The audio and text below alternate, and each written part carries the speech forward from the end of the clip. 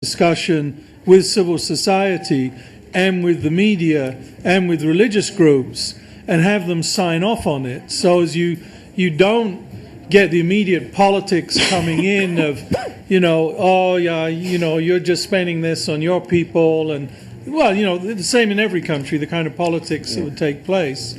I think in preparing for this, I read a very interesting journal article about recovery in Aceh, and the article pointed out that there were at least four constituencies, four sets of stakeholders, who, even though they agree on the need for recovery, are likely to have somewhat different views. First set of stakeholders, especially this would include international donations.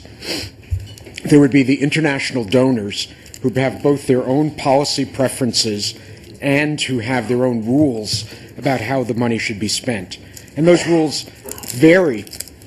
So the Red Cross and maybe USAID and GTZ and USAID may all have different rules about what the money can be spent on, how you have to account for it, etc. So there are external constituencies that have resources but make demands.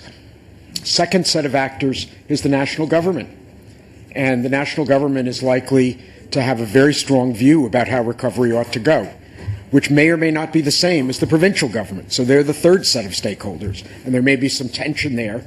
And then finally, you have local constituents, both the office holders in municipal governments, or perhaps neighborhood organizations and civil society.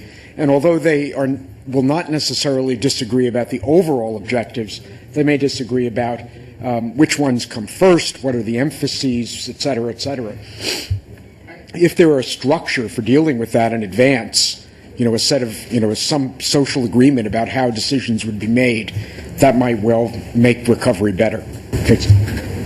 In relations to the communications, if you look at the presentations before by Indonesians experts, there is a pattern of the earthquake, whatever you call it. And there is in West Sumatra, for example, in Mentawai, the pattern says that, it's going to happen anyway. In terms of the communications, what is actually has to be done? Could you speak a little louder, Fritz? I'm having trouble hearing. Yeah. In terms of the communications, the pre-event, even the experts knows that something happened. For example, because of the pattern, because they're expert, etc.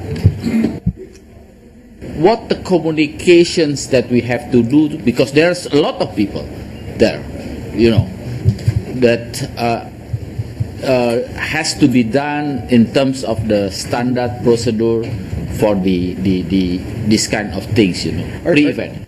Okay, if you look at the presentation from Indonesia, there is a lot of pattern that every 4 years, for example, there is a tsunami.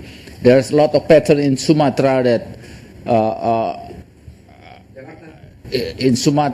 Mentawai, that they said that it's going to be, dangerous place one time. That's one of the experts says.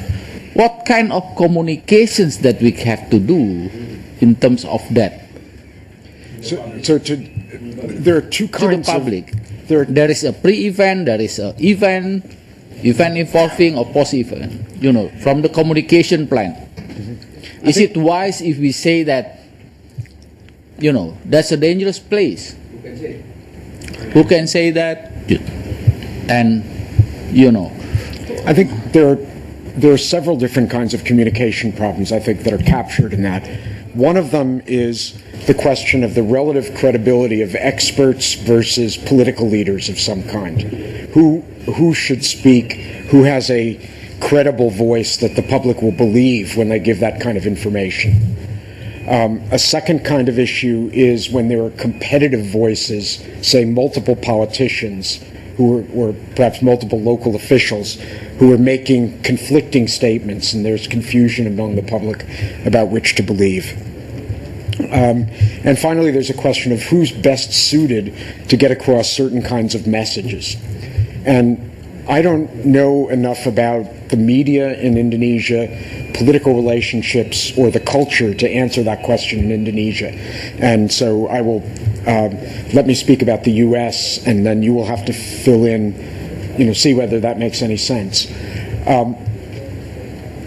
As far as conflict between politicians, we can't solve that problem entirely because people are separately elected, they have their own constituencies, and some people are what we call showboats. They just want to get attention in the media, and even under circumstances where people are suffering, they will say things, sometimes outrageous things. There can be an effort to, when a disaster occurs, if a very senior political leader tries to say, let's be together on this, at least for a short while, and not criticize each other.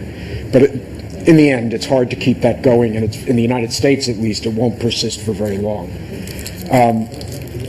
The second issue is, I think, one that you can deal with a little bit better, which is the credibility of experts versus political leaders. We had a negative example of that when right after 9/11 there were anthrax attacks through the U.S. mail. You may remember about that, and there were a number of people who died as a result of this. And although there's somebody who's been identified as the perpetrator who committed suicide, there still are people who doubt that the FBI has ever figured out who really did it. At the time when the first death occurred, our Secretary of Health and Human Services, the federal cabinet officer, spoke about it. He was an ex-governor of a U.S. state, basically a career politician who had been appointed to a cabinet position. And he said very straightforwardly, this was not terrorism, this was naturally occurring anthrax poisoning, and there was nothing to worry about. We are not under attack. That turned out to be totally wrong. It was an attack. And as a result of that, his credibility was completely destroyed, and he never was trotted out by the administration, the Bush administration, as a public spokesman on that issue again. The person who became the spokesperson was the head of our Centers for Disease Control, a physician, a career public health person. And even though there was huge uncertainty, and even though sometimes they said things that turned out to be proven wrong by events, at least nobody suspected that this woman, Dr. Gerberding, was doing it for political reasons. She was trusted because she had expert credentials. Another situation that in New York at roughly the same time, when in the week after 9/11, Mayor Giuliani had many press conferences, and you probably saw some of them on cable television. And he would always be standing up in front of the audience with about 5 or 6 people standing behind him. If you saw this on TV, you would remember. Who were those people? One was the governor of New York, a state, who rarely said anything, but he stood there silently sending the message that the city of New York and the state of New York are together on this issue. Here I am. Rudy's in charge. I stand behind him. Occasionally he said something, but that was a very important message. The other people were the police chief, the fire chief, the emergency management director, and occasionally the transportation commissioner and a few other people. They were there under some circumstances simply to say, we're the professionals and we back what the mayor is saying. But any time that there was something specific or technical to say, Giuliani would turn to his professional administrator, invite them up to the microphone, and have them speak. Because he wasn't credible to speak about police issues, but he was credible to speak about how people should feel. He was credible to say what decisions the government was taking. So he understood very well and protected his credibility by saying that. One last thing to say. No matter how, because there's so much confusion and uncertainty, it is bound to be the case that there are things that you don't know in the beginning that are going to turn out to be different than you said they were. 2 things. One is, in making a press statement, be very careful that you provide the source of the information. So say there is a nuclear plant in the United States.